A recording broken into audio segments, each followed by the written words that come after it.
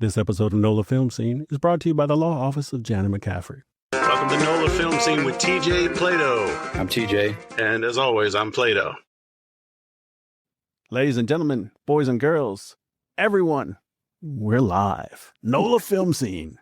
Welcome back, and we're here with our good friend Christian Stokes. Christian, welcome. Thanks for joining us. Thank you, gentlemen, for having Mr. Brian, Mr. TJ. I am glad to be shaking it up on a live Sunday at the NOLA Film Scene. Let's do it.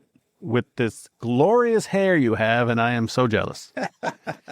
Well, that's funny. I just did a episode of Tulsa King a while back. I'm sitting in the makeup chair, and the makeup lady says, I don't know if you've noticed, but all the extras that are coming here are just looking at you. And they're asking about the wig you're wearing, and we're telling them it's not a wig, and they all walk out steaming. I'm like,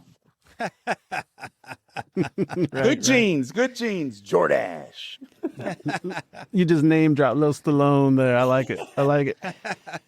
Man, listen, after this year, after 30 years in the business, if I haven't got one or two names to drop, I need to go hide under a rock. That's right. Yeah, you're right. I auditioned for the exact same role that you booked, and another friend of mine did as well. And I'm really glad that it went to somebody that I know. Well, I'll tell you what's funny. When I got the audition, I thought of you, and I thought of Kit Jeremy. I thought of both of you guys. I'm like, I know both these guys are reading from this part. And so, there was a part of me that on my slate, I wanted to say, hey, TJ, hey, good luck, brothers. I've always wanted to do that, just throw the wrong name out just for funsies. Yeah, right. I've done it. I've done it not on purpose. On dates, too. It's terrible on dates. Yeah, that probably doesn't play well. It's all good. How's it looking, Brian? You got it shared? I'm working on it. That's about to say, so if people are watching and they see me in my glasses, I'm sharing on Facebook.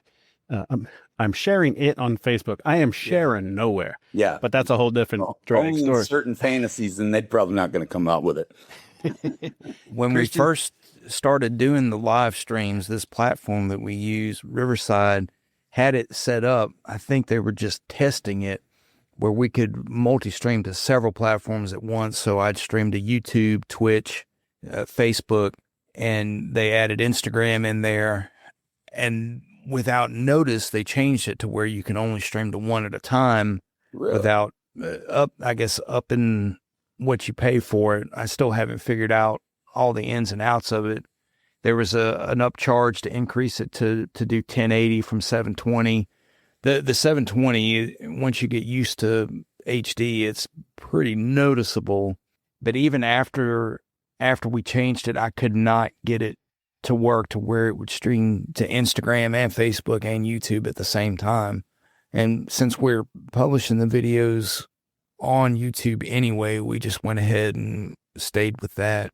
Well, I'll tell you, man, I'm starting to feel like my pop and my granddad before that. There comes a point, I think, in every person's life when I knew everything about technology. And then one day I didn't know anything about technology. Yeah. And I am well within the I don't know diddly squat about technology or pop music phase. I feel like my father. I mostly listen to podcasts and, things when I'm driving. So I've gone from music, but I'm not going to say I miss 8 tracks, but they were around when I was a kid. They were around when I was a kid too. That's sure Me too. Look, I've watched a couple videos here recently. The physical media is starting to make a comeback. People are starting to go back to cassette tapes and CDs and DVDs. Vinyl, man. Vinyl started that. Yeah. Yeah, it really is. I don't have any cassette players that work, but I've still got all my CDs, Years ago, I put all that digital for Apple Music and being able to put it on an MP3 player, but the physical stuff is making a comeback. Man, I remember growing up, we used to tape record everything. In fact, I've got probably some evidence against me out there. I used to bribe my sister into making grilled cheese sandwiches for me. We'd get her to cuss on audio and then threaten to show my pop and make her the best grilled cheese that we ever had.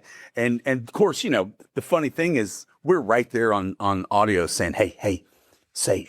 And we're telling him to do it. You can hear it. And a couple of years later, what comes around goes around. Pop found the audio tape, and whoo! It's just sat in the corner going. An ass whipping ensued. It was worth it. Do you think with that nostalgia, you got Stranger Things that's got that 80s nostalgia, Five Nights at Freddy's got that 90s nostalgia. Everything's right. There's a lot of the successful stuff out there right now, and the film scene in general, it's got a lot of that nostalgic element to it. And do you think that's why the physical stuff's starting to make a comeback? I think, at least from some of the videos I watched, I'm on YouTube a lot.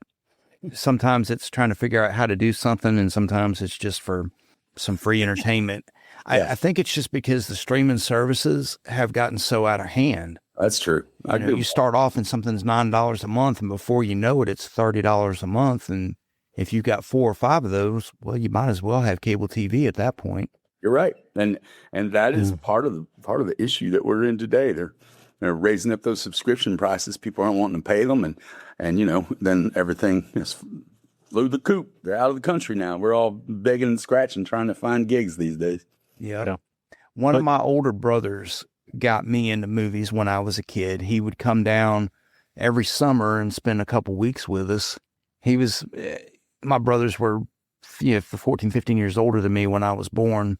And he would always bring a stack of movies. In the early 80s, it was VHS tapes. And then when DVDs started coming out, he started doing that. But he would always bring down, I remember being, 11, 12 years old and watching Commando and, different Arnold Schwarzenegger movies that he would bring down. And that got me started collecting. And when I got into DVDs, I started collecting them. And over the years, I built up a library of over 500 different movies. Wow. So I built a server at the house called Plex, and I've got it on a Synology network attached storage. So I've got all of my movies on there, and I've got probably 5 or 6 different TV shows. Even Gilligan's Island, I've got a bunch. I love Gilligan's Island. Battlestar Galactica, I've got that whole series. I've got a bunch of them that I put on there. So even if the internet goes down, I can watch that. It'll stream from that box to my TV. That's crazy. So, it's not exact. I'm sorry. When I said I didn't understand technology, like that right? He just said, I'm like, that sounds great. I have no idea what you did, but I love it. Just to throw a different question to change the flavor a bit. Yeah. Since we brought up Gilligan's Island, Marianne or Ginger? I'm a Marianne guy. I am a Marianne guy. Grew up, I'm a country boy. I appreciate Ginger. Don't get me wrong. I appreciate Ginger, but if I had to choose, it's going to be Marianne. So I was a Marianne guy too. I always liked redheads, but I liked the Marianne style, more than the flamboyant movie star style. If I was a city boy, that might be different. But I grew up in East Texas, and I had Marianne's all around. I was like, hi. I was walking around, introducing myself to any fire hydrant with little piggy tails. I'm a Mrs. Howell kind of guy. Yeah, there you go. Well, just to be different. No, just kidding. Marianne. She was loaded, so. That's right. If you can put it with Mr. Magoo and his money. Well, there you go. I love it, man. You also dropped the name of a film you're involved, Five Nights at Freddy's. That's right. Oh, yeah. I know. Tell us all about it. That film. Yeah. Well, listen, I'll tell you, I'm one of these Johnny-come-latelys. I did not know what Five Nights at Freddy's was until I got the audition. And listen, I was kind of disappointed in myself because I kind of feel like I had my thumb on the pulse of everything cool. And I missed that one somehow. And I thought it was like some kind of mystery, like Five Nights in Reno, where there was going to be like a murder mystery and there was some kind of investigation going on. And I read a bunch of sides during the time I auditioned for Five Nights, and one of them was like this noir detective movie, and so I think I got them confused. And so when I got the film, I had no idea what I'd gotten into, and I was telling my 9-year-old nephew that, hey, I got this movie. It's called Five Nights at Freddy's. I think it's like it's like a detective. And he goes, "Oh, that's a video game. There's a video game." I'm like, no, I don't think that's the one. Because there's Bonnie and there's Chica, and he starts talking about the animatronics. I'm like, wait a minute, I did audition for one that had animatronics, and I said, wait a minute. And I go back and I had to look. Sure enough, that's the one I got. Not the murder mystery. I got the one with the murderous animatronics. I'm like going, well, how do you know about it? And then he takes me down a little merry a rabbit hole and tells me a little bit about the whole thing. I still didn't realize how big it was until, honestly, my first day on set. First day on set, we're rolling in. I see the big facade of Five Nights at Freddy's and Chalmette. I'm like, wow, man, they did a great job on this. And as we're rolling in, one of the other actresses was telling me, she's like, there was a bunch of kids from Brazil that flew in, smuggled on the set, and were taking pictures and had to be escorted out. And I'm like, why would anybody fly from Brazil? I'm like, that's what's so weird. And that was the first time I realized the size of the fan base and how international it was. And I think I've came to full terms with it because the day after I shot, the first day I was on set for about 3 weeks. On my second day, my name leaked out on IMDb that I was in Five Nights at Freddy's, and on social media, my phone broke. Like my phone literally broke because I had about 10,000 friend requests in a matter of 10 seconds. And so, when your phone goes ding, ding, ding, it started going, it fried the soundboard somehow. And wow. So anyway, but yeah, like in 10 minutes, 10,000 friend requests. I'm like, oh, this is crazy. And that's when I realized just how deep in it I was. And it's funny because when all that stuff's going on, I don't think the general public knew. The fans knew. The fans knew how big it was. The fans knew it was going to be amazing. I don't even think the production team, I don't think Blumhouse, I don't even think they knew. Universal, I don't think anybody knew how big it was at that time. Yeah. And because I am inundated with questions and people asking me about, what character are you playing? Can you take pictures on set? And I'm like going, and not a word from Blumhouse, right? Nobody, because I don't think they knew how to handle it at first. It took a while. And I remember my first day back after this huge social media explosion. And one of the producers was like, "They found you, huh?" I'm like, "Oh, yeah, they found me." So, and the universal answer is, no, I'm not taking any pictures on set. We'll be right back. Have you been injured? New Orleans-based actor Jana McCaffery has been practicing law in Louisiana since 1999, specializing in personal injury since 2008. She takes helping others very seriously, so if you've been injured, Jana's offering a free consultation and a reduced fee to fellow members of the Louisiana film industry. She will handle your case from start to finish. She can be reached at janamccaffery@gmail.com or 504-837-1234. Make sure you tell Her NOLA Film Scene sent you. Yeah. Well, and and it's one of these things that we had an NDA, on a project like that. You have an NDA. I couldn't talk about it if I wanted to talk about it, Right. But I didn't. And the reason I didn't want to talk about it is because I want it to be a surprise. I personally hate it when somebody spoils the stuff for me. I want to see it in the theater for the first time. And so I avoid, like the plague, anybody talking about any insider knowledge or that stuff. And so I don't want to be that guy. I don't want to be the guy that would tick me off, right? So I didn't talk about anything. And the crazy thing is that they would get wild ideas that were completely wrong.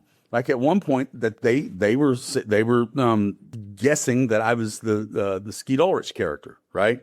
The Henry Emily character, and it was like this huge wave over the social medias that was like, oh, that's who this is. That's who this is.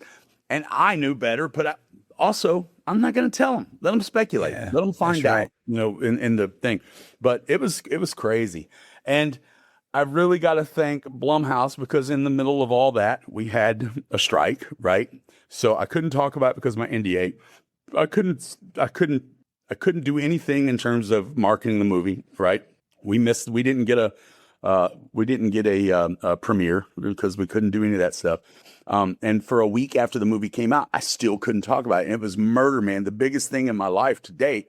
And I can't talk about it. It was just killing me.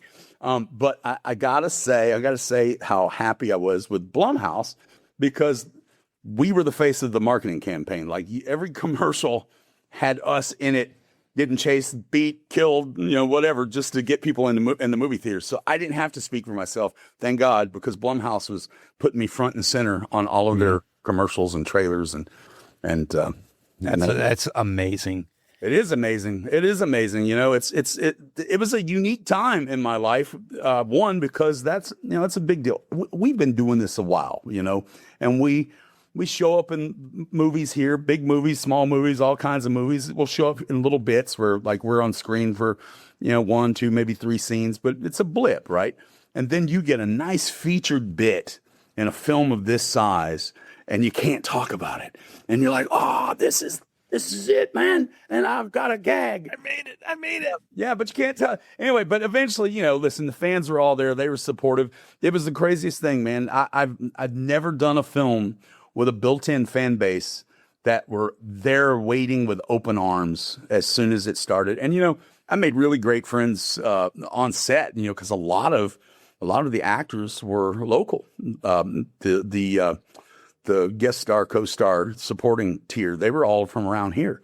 And so I got to hang out with some of these folks, and we became, good friends. So I love that. I love that. That's one thing that I love about the NOLA film scene, is that it's a really tight-knit community, and everybody supports everybody. I've never seen, in the years that I've been here as an actor, I've never seen another NOLA actor talking trash, at least not in front of me, about another NOLA actor. They were all very supportive. And there is Billy Slaughter and Lance Nicholson. Lance Nicholson. You got all these great actors. I think I got Lance confused with what's his face, the big actor from One Flew Over, Jack Nicholson. That's who Jack Nicholson. Oh. It's Lance Nichols, not Lance Nicholson. But hey, that's a compliment to Lance, because he's great actor. Yeah. I slip up all the time. But let's throw Jim Gleason in there, another big wig. We don't want to leave him out. So many Jim Gleason. This place is really jam packed with some really good acting talent, and loyal to New Orleans, loyal to each other, taking care of each other. I would like to see a great revitalization of this area for film, because I would like to see all my friends go to work, and I've found that to be true. The support, I mean, even you, I reached out to you, and you were absolutely willing to share the audition with me of the thing you booked that we both auditioned for. And sure, there's competition, but people are supportive, and I haven't heard anyone badmouth, oh, so-and-so booked it and I didn't. Right.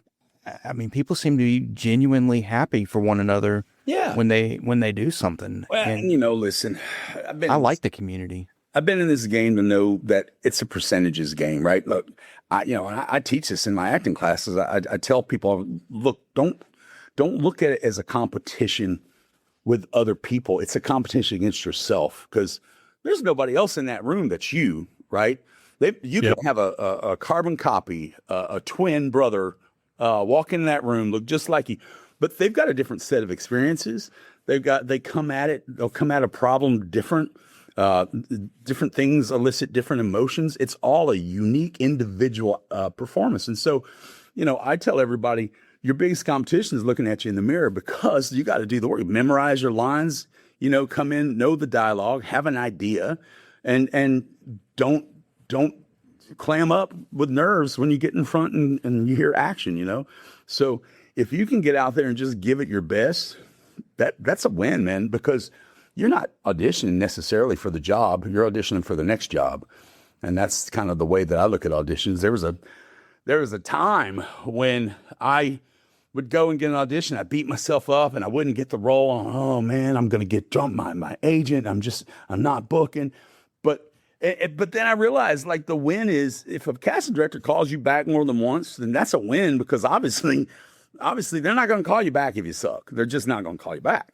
Right. And so if you keep getting called back in a room, at that point, there was a point along the way I realized that, hey man, they're my cheerleader. They keep putting me in front of these people because they believe in me too, and they're trying to find an opportunity to get me some work. So, being called back or being called back by the same cast director over and over, that is a win because now they're on your team. They're trying to help you find something that fits, right? Right. I love that. I love that. I love the work. There was a couple of years ago, I auditioned for The Walking Dead, and I was up for Abraham Ford, right? The big character. Yeah. And Like it, Brian. I didn't get it. I came very close, man. I was down to if not the last two, I was down to the last couple, and kind of knew that Michael Cudlitz ended up getting that role, and Michael Cudlitz had a TV show at the time. A cop show. It's called Southland. Oh yeah. And they were telling me that I was the dark horse, that if that show got picked up, that they were going to hire one of the also rans, including me. And if that show got canceled, they're going to go with Michael. Well, I was praying, please, win. Let his show get picked up. Let me be Abraham Ford. We'll all be happy. And no, his show got canceled. So they picked him up. And I'm going to tell you, I was devastated because I had never gotten that close to something that big, knowing that if I get that job, it changes my life. All my dreams come true, right? Knowing it, I knew it. And so when you got that no, you're one step away from everything you ever dreamed of. And it falls at your feet. And it was a hard thing to deal with. And so I couldn't watch Walking Dead until, spoiler alert, until they got rid of his character. But I had to refocus and start looking at auditioning and how this job works in a different way. Mm-hmm. And I couldn't make it about the result, because getting the job or not getting the job, because of the fact you're not going to get the vast majority of the jobs you audition for, not in this business, Right. It's a percentage game. The best hitter in baseball strikes out 6 times. So, same with actor. So I had to start looking at other ways to gauge success. And it really boiled down to, are you being called back by the casting director multiple times? Are you doing the best job you can for your self-tapes? There used to be, I would send my self-tape up and I would spend the next 2 weeks sweating it, going, oh, how'd it do? I'm waiting to hear back. Not anymore, man. Listen, I'm at peace. I do the best job I can. I put it on film, and I fire and forget, and I don't think about it. And if it shows up, man, it's a birthday surprise. And if I get the job, it's the cherry on top. But my job now, when I get to audition, that is a chance for me to play the role the way that I see the role and put it out there in the universe. And maybe that's a collaboration they want to pick up on, and maybe it's not. But I always feel good about what I put out there with my auditions. And that is the job. I'm an auditioner. Yeah. Acting is the cherry. So that's right, man. Thank you for saying that. I have been saying it for years. Yes, that's a fact. Fire and forget. Once it's done, there's nothing else you can do about it. If you left it on that audition tape, you put it all out. There's nothing else you can do unless you get a call back. Yeah. Then focus your efforts on that. That's right. I've been saying it, man. Thank you for saying that. And listen, you can only control what you can control. That's right. Burn your lines, right? Do some research into the role or the period or whatever it is. Try to understand what it is that you're doing. Sometimes, the team, your producers or your director, they'll have certain leanings. And so if you can pick up on those leanings by watching some of their work or Googling them, seeing what, some of their interviews, that's going to give you a nice idea to way to attack the role. But, I take all that stuff, man. I was talking to Brian about this a minute ago. That's called doing the work, right? A lot of people are like, well, what's that mean, do the work? Well, doing the work is you got to know your lines. You got to study your character, just try and understand the psychology of the character, right? Understand your environmental factors, all these things that you just put into this soup and you just create character, right? You just stir it all together and you create character.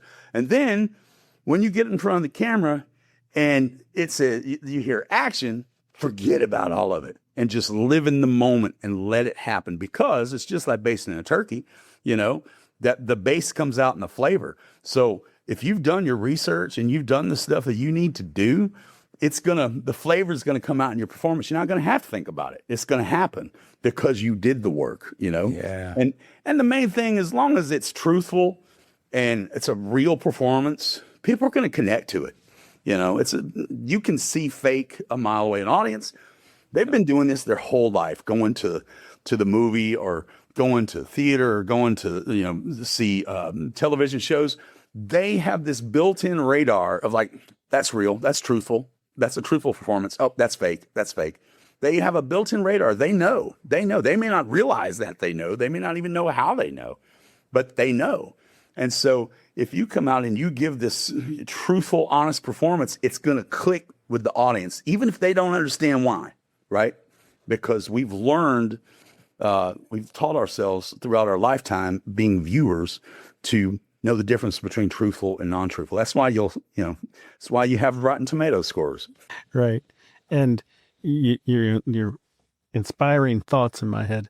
Doing the work is a roux for your gumbo. Yes.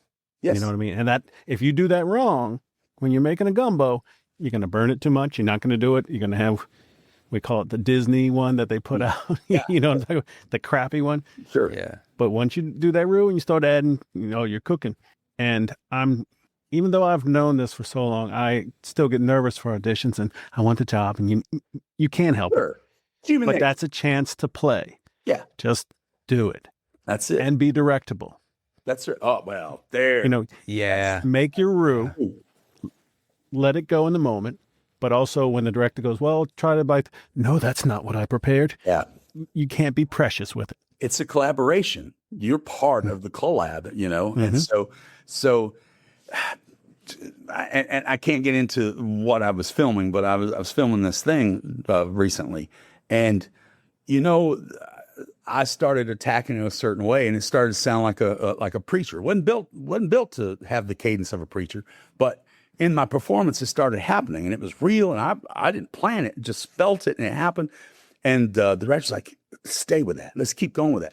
And by the time it was over, the script had been rewritten, and the title of my group had been changed to reflect the more ministry nature of the performance. And so you never know when you start doing stuff, and this goes for the director too. They may come at you and they may say, hey, try this. And it may fire something off in your brain that you haven't thought of yet and take your performance down another road that you admire even more, So you get it. It's just same. You get into a costume when you're on set, like you're trying to think, man, how do I move? How you get in that costume? Like, oh, wow, I've got to move this way because I'm restricted. My shoulders are back. So this character is going to have to take on this flair.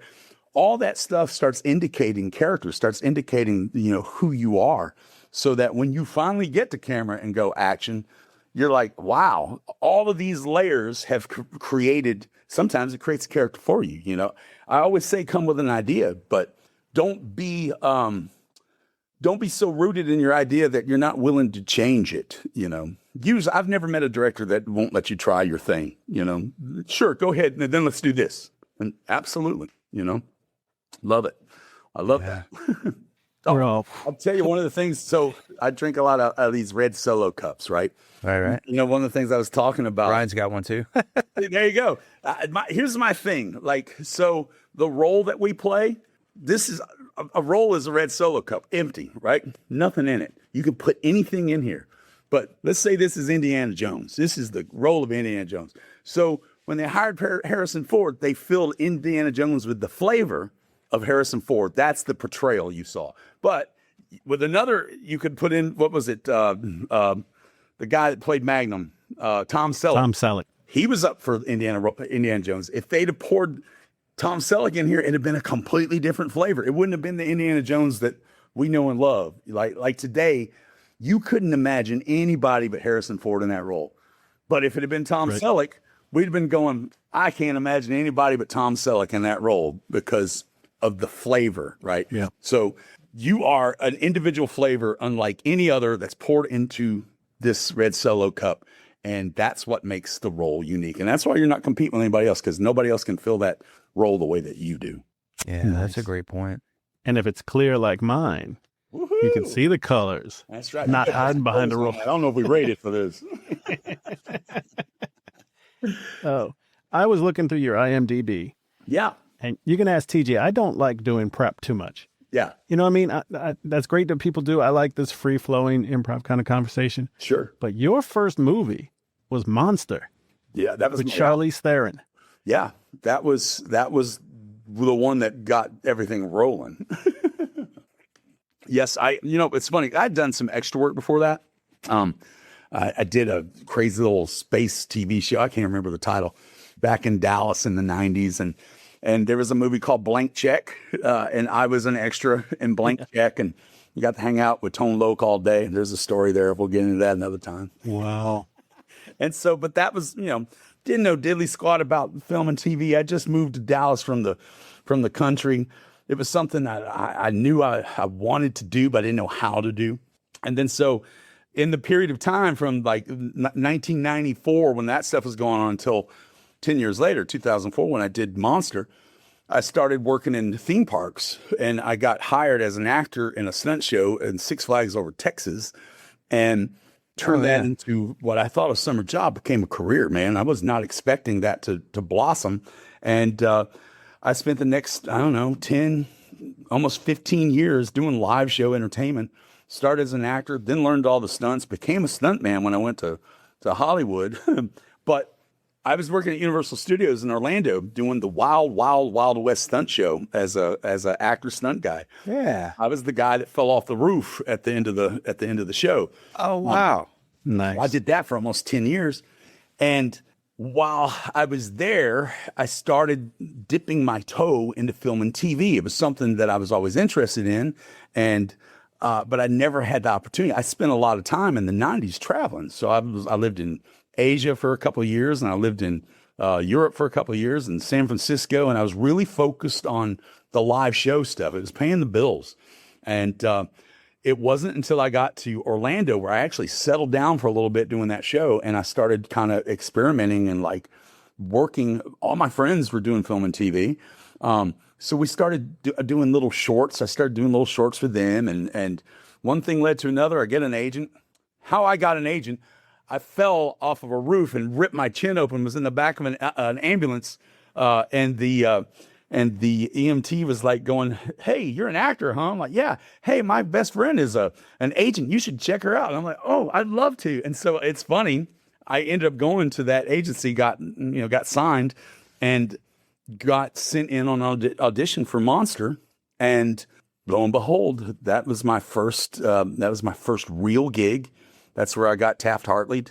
And man, what a story. So I was there with Kane Hodder, the guy who plays Jason from Friday 13th. We're the two cops. Originally, Patty Jenkins is the director. She's the Wonder Woman director now. Everybody knows her for that. And of course, Charlize Theron, and the greatest performance I've ever seen.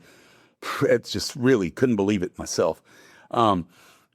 Growing up there, well, not growing up, but living in Florida for that amount of time, I knew who Eileen Wuornos was. And when they announced that Charlize Theron was playing this character, I'm like, what? No way. How's that going to work? And I get this gig. I'm on my way to do a fitting. I walk into the wrong room somehow, and these two dogs come running up to me, and I'm like playing with the dogs, like, hey, and I'm like, whose dogs are these? And I look up, and there's this woman sitting in a chair, and I realize that's Charlize Theron, but she did not look like Charlize Theron, right? I was like amazed, and I'm like, wow. And so for the rest of the day, I'm walking around just going, wow, that's not the Charlize Theron I remember seeing. And so I knew it was something special right then when I saw that. And very interesting thing. So we're on set, and I can't, I'm a little fuzzy on exactly what happened, but I had shot the night before. I did the pickup scenes outside overnight. And then the next day, Kane was going to join us at the bar, and we're going to shoot the scenes that you see in the movie. And unfortunately, I can't remember if his mom got sick or if there was an accident, but something happened, and Kane's mom was rushed to the emergency room, and I think she was in Chicago. But obviously, Kane was broken up, and he's like, I don't think he thought he was going to have to go and go to his mom, right? And so it kind of put the set in a bit of tizzy, and rightfully so. You know, I mean, look, priorities, family. I got a thing. It's God, family, then it's my neighbors. You know, then I get into the country stuff, right? But I'm like, Patty walks up to me and she says, Christian, do you think if I had to move you to Kane's part that you could do that in the next 30 minutes? You know, he had a lot of lines. And I'm like, sure. That was the role I auditioned for. I already know those lines. She's, what? Like, yeah, I know them. We could do it right now. We can do it right now. And so she's like, second team. And we did a rehearsal and I nailed it. I mean, but it was crazy because that's what I auditioned for. I remember the lines. And so we're getting ready to shoot this scene. Thank God, Kane comes back and his mom's okay, and everybody just went back to their positions. And you know, it's one of those things. I wasn't even disappointed, man. I'm glad his mom was okay. But I will remember I sat behind Charlize, like putting on the front, like I got this. I'm Superman, but my legs were shaking, right? And I'm like going, oh, please don't turn around and see my legs shaking. Please don't turn around and leave, because I was holding the nerves down so that they didn't know just how nervous I was, because this is an opportunity, you know?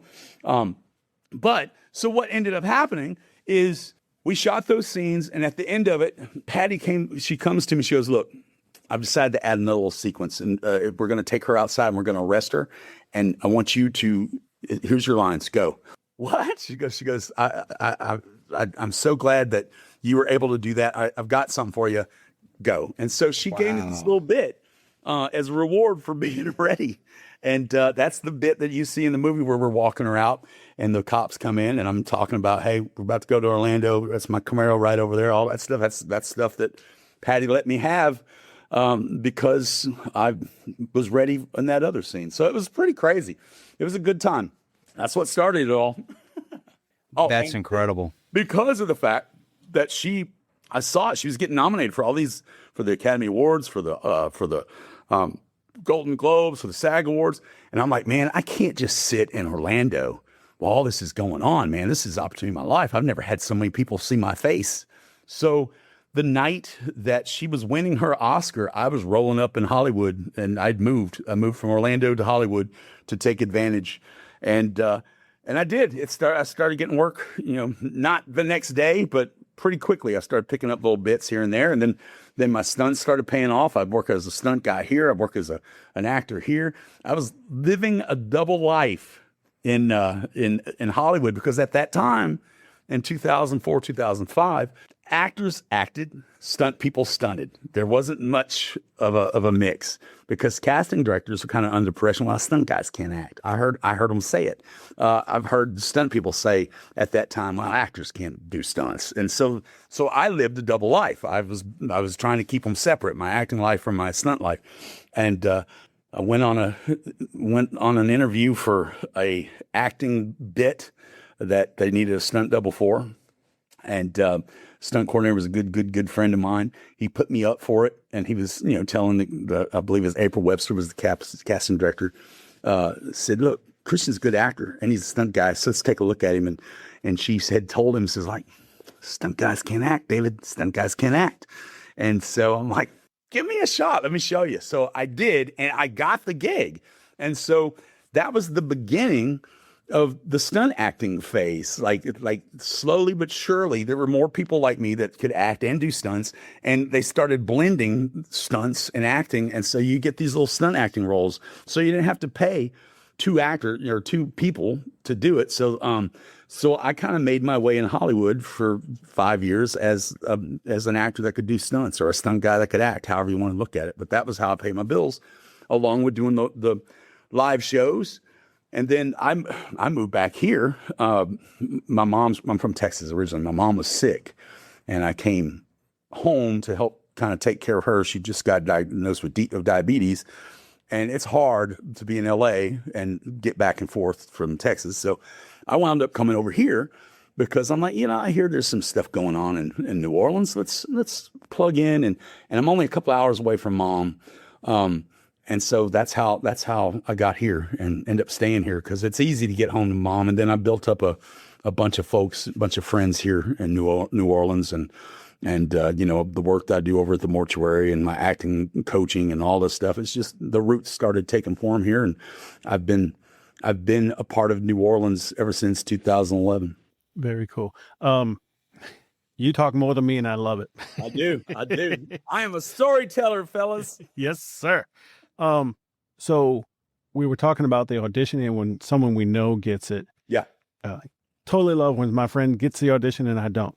Right. She just got one that but at the same time that you feel that jealousy. Sure. You can't let it live. It's going to be there. And you go, okay, Sure. now shut up. Sure.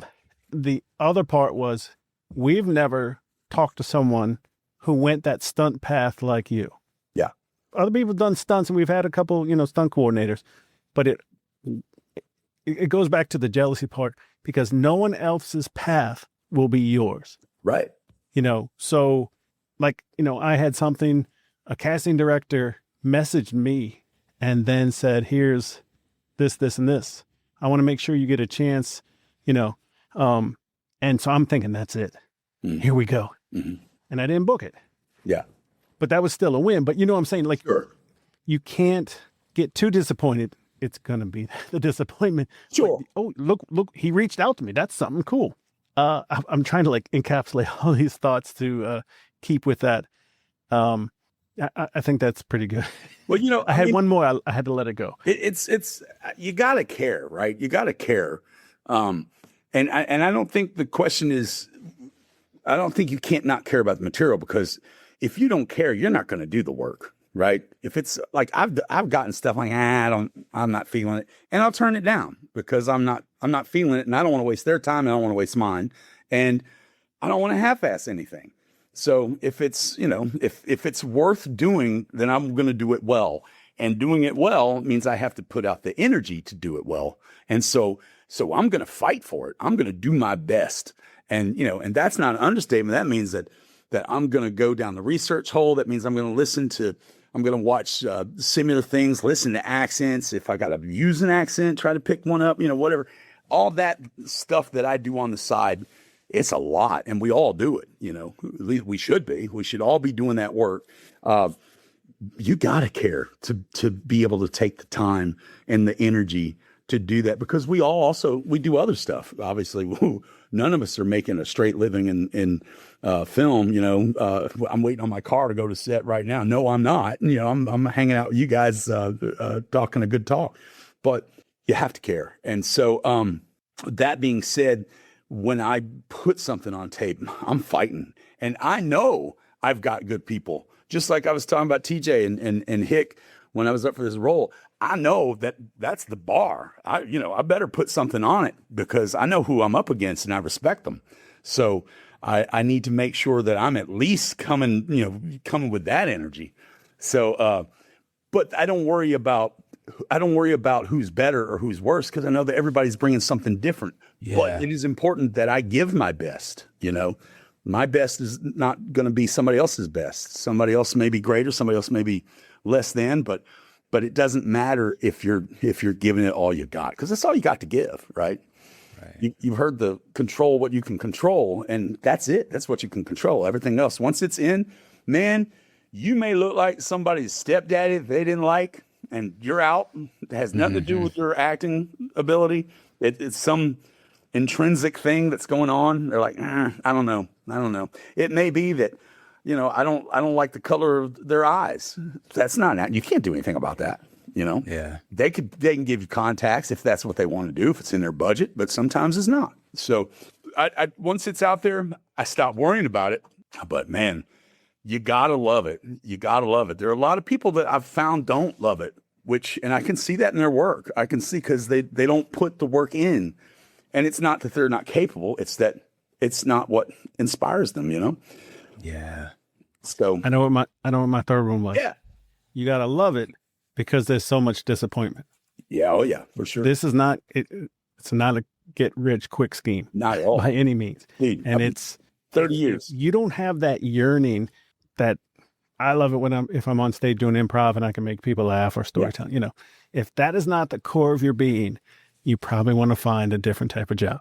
Well, that's it. And not a lot of people know this. Some people know, but not a lot. But I went to school. I started out, I was going to become a doctor. I was in pre-med, had a full ride. I was set. And I made the mistake of taking, and it's not a mistake now, but I took one theater class and it upended everything. And I was like, what is this? And it gave me this feeling, this love. I mean, I had never experienced anything like it. And so it changed. I become an addict. It was like, I needed that feeling. Like I needed it. I had to have it. And so I know, man. And I had never experienced anything like it. And so the next semester, I had half science classes and half theater classes. And then the third semester, I only had one science class. And I'm like, I gave back my scholarship because at that point I was stealing. So I was smart enough to go to the drama department and go, hey, you know what? I'm about to give this up. What can you do to help me stay in school to do this stuff in this department? And they hooked me up. And so, thank God I didn't have any loans waiting for me at the end of college. So, but I fell in love with it and it became a calling and it became something that I could not live without. And, it's funny because people immediately think, oh, you want to be rich and famous. And man, I've never been rich and I've never been famous. So it wasn't anything like that. It was just literally this feeling that I was lit up, man, from the inside out. Like a lighthouse is the best way I can describe it. Like when I'm performing, when I'm doing that thing I love, I am a lighthouse at the end of the peninsula in the middle of a storm glowing. And I have fought for 30 years to keep that glow alive. So, and it's not easy, I was lucky because my day job was in the theme parks doing stunt work mostly. And then every now and then I'd get a film gig or a stunt gig and that became more and more and more. And then I moved down here. And the theme parks aren't as, they're not as, they're spread out a little bit more than were in Los Angeles, right? And so my day job ended up becoming coaching. I started, doing some creative direction at the haunted house, the mortuary, and I still do that. And I found ways that were in the lane of performance to stay close to it and still be able to do the things that I needed to do. Like, it was crazy. I'd get offered real jobs all the time and tempting because they're stable and good money. But I would ask, well, okay, so if I pick up 2 weeks on something, and they're like, oh, we don't know. I'm like, so I would let it go. I would let it go because I'm smothering my light. And that sounds counterintuitive to someone that doesn't understand what that light is. You know what I mean? But if you know what that light is, no amount of money, no amount of stability will ever make you feel whole if you can't do the thing that you need to survive. Yeah. It's like being on set, and there's nothing wrong with your regular life, but you connect with different creative people. Sure. And you're all working towards the same goal, and it's a second family. And so when that's done, you have to unplug and you come back to regular life, and it hurts. It's not depression, but it's like, okay, now I got to heal that little hole and then I'm ready for the next one, but it's to tell that to someone who doesn't understand.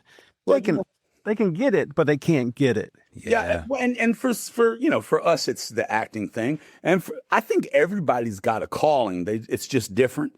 And if they can relate to their calling, they can relate to what we're talking about. Yeah, let's look at the Olympians right now, right? They're all doing their thing, but that's going to come to a close. And when they leave that, there's going to be something inside of them that's going to grieve that they're leaving this experience that they spent their whole life building to, right? It's a double-edged sword, the joy of going, and then the grief of living through it, and it's over, right? There's grief. When I walked off of Five Nights at Freddy's, I walked off going, wow, when will that ever happen again? And there's this fear that you're on your mountaintop, that's it, and everything else is downhill, right? So because you never know. That's the one thing about this gig is you never know what your next step's going to be. But listen, my mountain, I'm still scaling, man. I'm certain of that. But there, you always. You feel when you walk away, you have to unplug from the thing you love. And it's like, walking away from the juice, So, and then you spend every ounce of your ability trying to get back to it. So full on. And, you said something about my journey. You know, it's funny because I went to an acting conservatory when I stepped away. I dove into an acting conservatory in Dallas, and got out of that and waited tables for 3 years. Right, that's what came of all that education. You know, and it wasn't until I got involved in the theme park and I got hired as an actor in a stunt show, and didn't know diddly squat about stunts. But what I did do, I've always had a pretty good head on my shoulders when it comes to survival. And I'm like, going, man, if I learn these stunts, that gives me an opportunity to make money that way too. So I have I can go both ways. And so I did. And I spent the next 3 years learning stunts on the road with these guys, living in Taiwan. And then we went to Germany for a couple of years. And I perfected my stunt work over those past 3 years, even creating signature high falls from 30, 40 feet. I knew that. Oh, listen, I had a thing with heights too. I did. I like when I'm setting up my falls, I'm on my belly on the roof. I'm a little left, little right. There we go. That's it. And then I could stand because I knew if I fell, I knew how to fall. I knew where I was going. I'm terrified of heights. I can rappel if I set the kid up myself. I can rappel. I can force myself to do it. I have to talk myself into it, but I can do it. But aside from that, it's really difficult for me. Stunts really is about safety. And so I was talking to Brian about this a little bit earlier, but when you're on a stunt team, you know those guys, or you know somebody that knows them so well that they'll vouch for them, because, you know, it's a safety thing. You're not going to put somebody you don't know doing something that could get somebody hurt. So if you're going to have somebody on your team, you know, they're vetted usually. They're vetted by the stunt coordinator or by the people the stunt coordinator trusts, and they bring them in. And that's one of the things about stunts, particularly in the upper echelons of stunts. When you get into the crazy stuff, it's trusted people. It's like they just can't take chances with people they don't know because somebody can get hurt, you know. Sure. The bringing folks in through the front doors, like doing your falls and your splats and taking a squib here and there and build trust and get to work with people. And then that builds over time. And that same thing happened with me and all these theme parks. The theme park is what honestly set me up for success in stunts in Hollywood, because most of the guys that worked with me in Orlando moved to Hollywood and became big time stunt coordinators and for film and TV. And so I got to, I'd worked with those guys, so I got a chance to work with a bunch of them. They're still doing good. Some of these guys, running the Marvel shows, like going, "Whoa, dude, good job." So they're doing it. But it all boils down to that. The only reason I got into stunt work was to make sure I could act and to make sure I could stay in these shows until I got into a place where I didn't need them. And it's funny because even now I'm still writing, directing, creating live shows over here at the Mortuary. We're getting ready to do our Tales of the Macabre cocktail event coming up here in April. So always finding a way, and that's the other thing. If the work's not out there, like it hasn't been recently for us, then we can't sit and wait. We got to do something. So I started making live shows. That's how I cope. Is high falls your specialty, or do you have something else that you prefer to that? That was it. That was my specialty. Most stunt guys have a specialty, whether it's cars or crashes, falls, or fights. Or my thing was high falls, and I haven't done a lot late in the last several years. I'm getting older, man. I can still do them. They just hurt longer, right?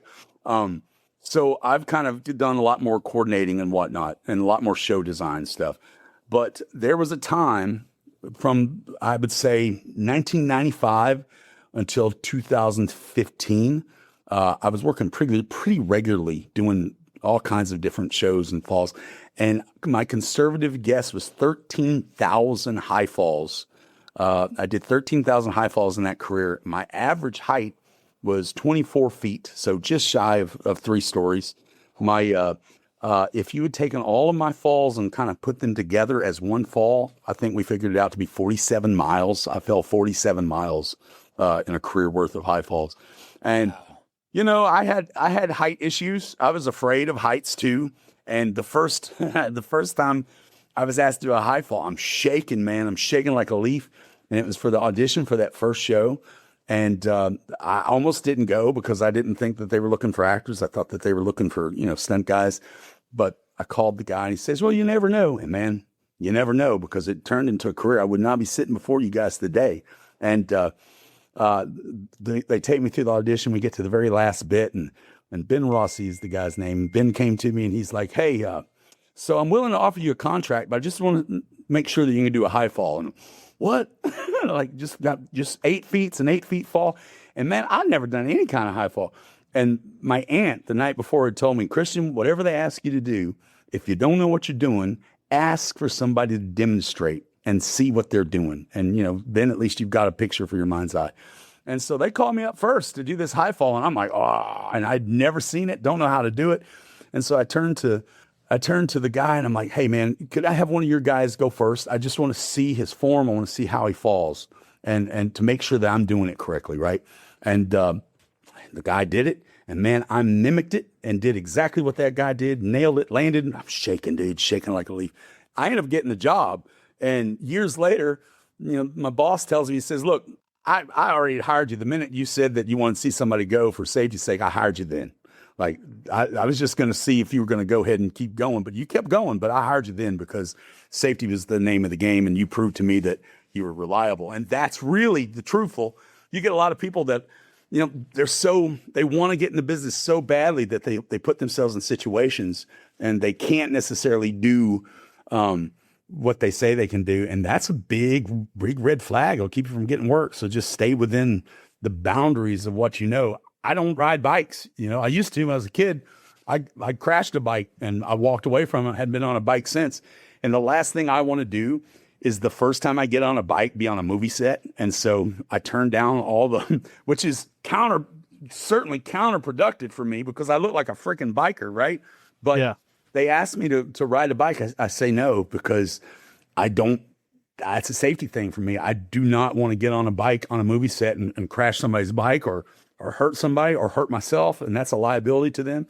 So, one of these days I'm going to go get in a parking lot and get the motorcycle thing back, but not right now. And I'm not going to, I know that that's a limitation. And so I don't put myself in a position where I can get myself in trouble or hurt, and it's good to know. You got to know that kind of stuff. Yeah. Amazing. Yeah. Yeah. That's fun, man. I tell you, I'm blessed. I know I'm blessed because I grew up in this podunk town in East Texas called Athens, and this kind of stuff ain't on the menu, And I saw Silverado. You guys remember that one of it is probably my favorite Western. And there's that scene where Kevin Costner comes out and he's on the boardwalk. He spins those guns and he shoots the two guys, one to the left and one to the right. Well, one of those guys was from just outside my hometown. I think it was Malakoff. I can't remember. It was a small town right outside my hometown. And so I was so amazed. I'm like, what? That guy's like, he grew up next town over. He can do this. I can do this. If he can do it, I can do it. And that's what got in my brain. And I did a podcast a couple years ago talking about Westerns, and that came up, and I mentioned this actor, and lo and behold, he found me. He found me, and we became buds, man. So isn't it just crazy? It's a crazy ride, this whole thing. I love it. I honestly, there's nothing I'd rather be doing than what we're doing right now. Good times and bad. Yep. And I am going to have to be the bearer of bad news. I think we're going to have to call it for this session. Yeah, man. That's good. It's a good call. Well, man, I've enjoyed it. Invite me. I'll come back anytime. Totally. Yeah, awesome. You've been on my favorite show, Will Trent. Yes. We didn't get to talk about that. We talked a little bit about the mortuary. I'm glad you described it as a haunted house because I was like, oh, people are going to be confused. Do you have any con appearances coming? I don't have anything in ink. I'm talking to a couple. I'm talking to Davey over at RetroCon. That's probably going to happen, but I haven't confirmed the dates. I got a couple things going on myself. So, but yes, in the near future, and I may reach out to you guys and find a couple of, find if you know about some I don't. I got you. The next RetroCon is in Morgan City. It's February 28th and March 1st, and somebody is going to make their first single appearance at a con there. That guy. Really? Yeah. So we're waiting for the announcement. I'm working on a new banner because we have one for NOLA Film Scene. Unfortunately, TJ can't make it, but I'm going to. Yeah, I would have been there, but I have conflict that weekend. You got this. You got this. Oh, yeah. I've been in front of the table so many times. Yeah. And Now you know how to be behind it. I enjoyed hanging out with you guys when we did Cajun Con. That was a great time for sure. And Christian, I'm so glad we got you on. Yeah, man. Man, we really need to get you back soon because we've got a lot more stuff to unpack with you. what do you have socials you want to share? Yeah, man. You can find me at Christian Stokes 4 Real. That's the number 4. REEL. That's my Insta. That's my main one. Nice. You can find my website www.christianpstokes.com. So I'm there, and of course I'm IMDb, and I am all over the joint. So just look me up and say howdy. For sure. Howdy. We gotta go now. But we'll be back. We'll be back. Do it again. We'll be back for sure. For sure. I've enjoyed it, guys. Thank you for having me. We did too. It was a great pleasure. Yeah. See you, folks. Thanks, Christian. Yeah, we'll see you next time.